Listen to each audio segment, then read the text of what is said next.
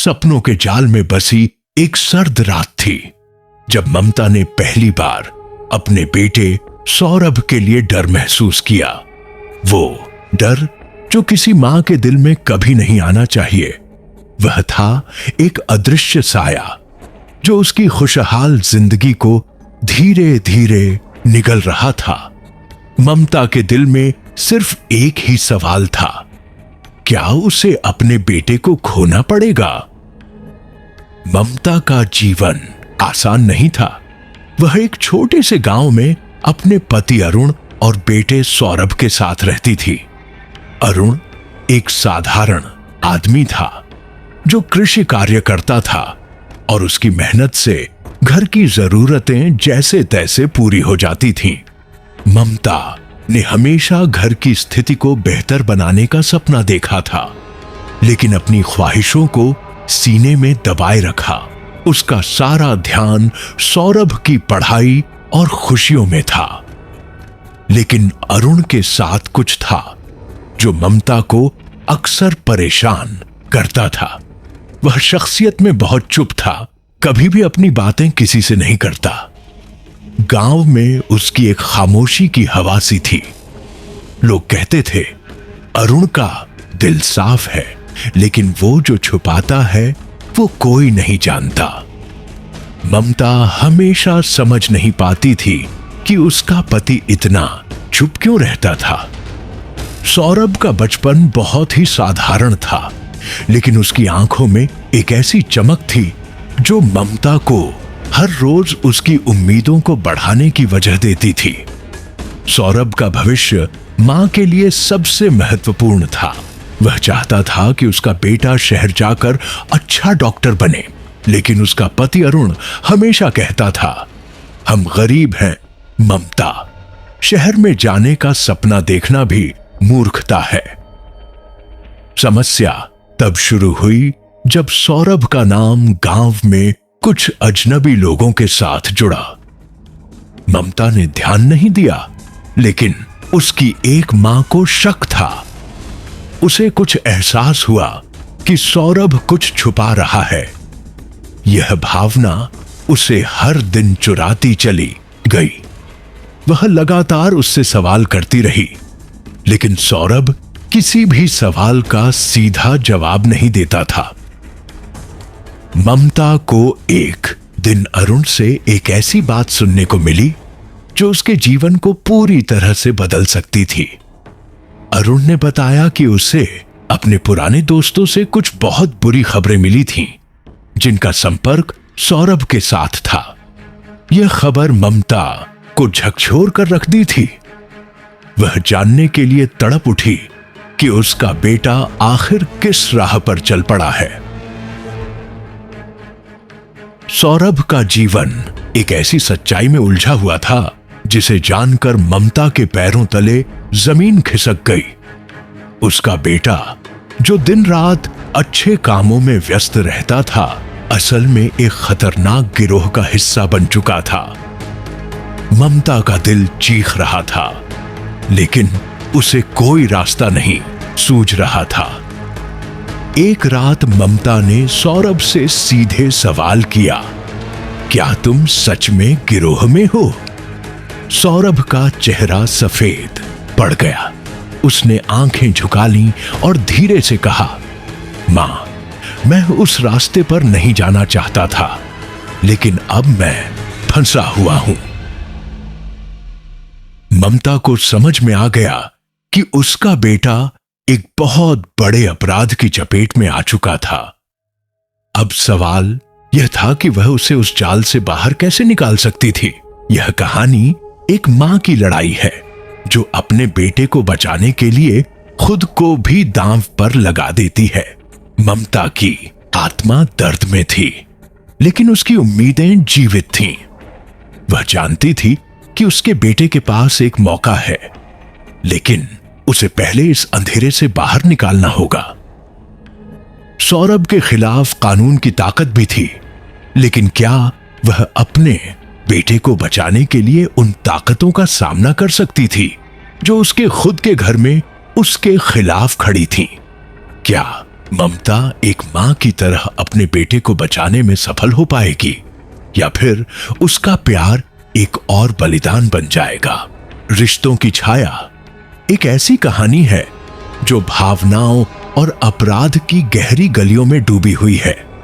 यह कहानी एक मां के संघर्ष की है जो अपने बेटे के लिए हर हद तक जाने को तैयार है। कहानी की अगली कड़ी में हम देखेंगे कि ममता ने इस अंधेरे से अपने बेटे को बाहर निकालने के लिए कौन से कदम उठाए। ममता ने सौरभ को ढूंढने और उसे इस अंधेरे रास्ते से बाहर लाने की ठान ली थी, लेकिन अब उसका सामना न केवल उसके बेटे से था बल्कि उस गिरोह से भी था जिसमें सौरभ फंस चुका था। यह गिरोह एक ऐसे अंडरवर्ल्ड से जुड़ा हुआ था जो छोटे छोटे गांवों में अपनी जड़ें फैलाने में माहिर था। उनका काम था अवैध हथियारों का व्यापार, नशे का कारोबार और लोगों को अपने कब्जे में लेना। ममता को यह सब जानने के बाद महसूस हुआ कि उसके बेटे का भविष्य नहीं बल्कि उसका जीवन खतरे में था। ममता के दिल में यह सवाल लगातार गूंज रहा था कि क्या वह किसी एक अपराधी से बचे बिना अपने बेटे को इस खतरनाक जाल से बाहर निकाल पाएगी। और फिर उसकी छाती पर एक भारी बोझ था। क्या वह सही कदम उठा रही थी? क्या किसी को यह बताना चाहिए या सब कुछ चुपके से करना चाहिए? एक दिन ममता ने अरुण से इस विषय पर बात करने का फैसला किया। वह जानती थी कि वह जितना छुपाएगी उतना ही यह समस्या विकराल रूप लेती जाएगी। वह घबराई हुई थी, लेकिन अब और चुप रहना उसकी मजबूरी नहीं थी। अरुण, मुझे अब सच बताओ, ममता ने उसे गंभीरता से कहा। क्या तुम्हें अपने पुराने दोस्तों के बारे में सच्चाई पता है? क्या वे सौरभ के खिलाफ हैं? अरुण का चेहरा उतर गया, लेकिन उसने खुद को संयमित रखा। ममता, मैं जानता था कि वह रास्ता सही नहीं है, उसने धीरे से कहा, लेकिन जब तुम एक बार किसी के जाल में फंस जाते हो तो निकलना आसान नहीं होता। अरुण ने बताया कि सौरभ के दोस्तों का गिरोह गांव में पहले से ही फैल चुका था और अब सौरभ भी उनका हिस्सा बन चुका था। ममता ने गहरी सांस ली और उसने एक दृढ़ निश्चय किया। अब उसके पास केवल एक ही रास्ता था, वह खुद सौरभ का सामना करेगी। लेकिन क्या सौरभ सच में अपनी मां की मदद के लिए तैयार होगा? और क्या गिरोह का दबाव उसे किसी भी हालत में ममता से मिलने की अनुमति देगा? वह अगले दिन सौरभ से मिलने के लिए तैयार हो गई। उसने उसके कमरे का दरवाजा धीरे से खोला। सौरभ टेबल पर कुछ कागजात पढ़ रहा था, लेकिन उसने जैसे ही मां को देखा, उसकी आंखों में एक डर और असहजता दिखी। मां, तुम यहां क्या कर रही हो? सौरभ ने बचाव की मुद्रा में पूछा। मैं तेरे साथ हूं बेटा, ममता ने उससे गहरी नजरों से कहा। तू जो भी कर रहा है मुझे तुझसे उम्मीद नहीं थी।